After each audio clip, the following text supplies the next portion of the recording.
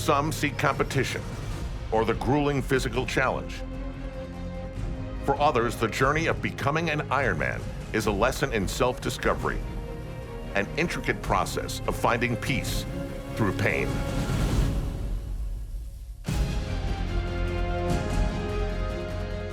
It is a prescription no doctor can write. That's something Marine Corps veteran Sergeant Mike Ergo can attest to. Ergo found this sport after serving 2 tours in Iraq, and it may have played a hand in saving his life. Driving into the city in armored vehicles, seeing tracer fire overhead, hearing gunfire, shouting, not knowing which direction is coming from or who's shooting at who. And that was Fallujah. The war got real less than a full month into it, and that was from an IED. My best friend, Todd Godwin, was blown up, killed almost instantly. And throughout the city of Fallujah, throughout the month, we had a lot of people killed, and just each day, sometimes we'd be hearing, so-and-so was killed, so-and-so was killed. It was very scary. He was in the infantry, and, I knew he was on the front lines.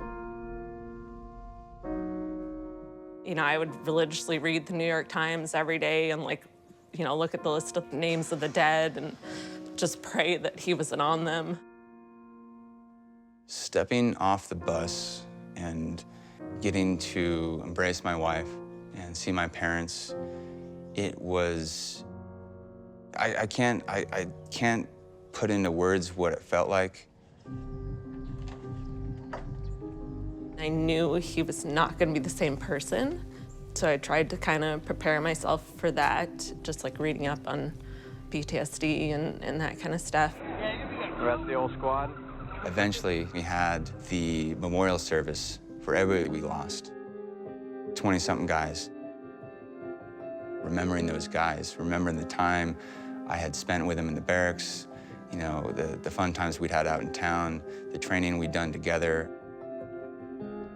and just knowing that they were no more, they were gone. I felt numbness, anger, sadness, and despair. It was hard for me to look the other parents in the eye. Constantly having thoughts of, they probably hate me because I came back and their son didn't. That's when things started to go downhill quite a bit. It just got worse and worse and worse. He was drinking during the day. We were definitely growing apart.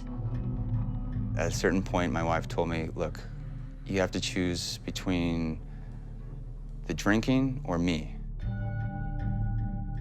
I stopped that day, and that was July 11th of 2012.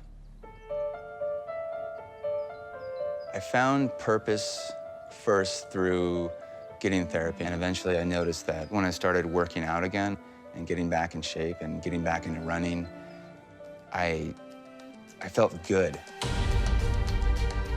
When he started doing triathlons and training for them, I saw a passion for something in life reawaken in him. I think endurance sports is almost the perfect prescription for PTSD. Being able to put your body through stress and overcoming that, allowing yourself to be there and letting that anxiety and stress fade away actually builds resilience. He could train and he could do these things, and he could do it in the names of all of his friends that he lost. It really gave him a purpose in life. Semper Fi, Mike Ergo.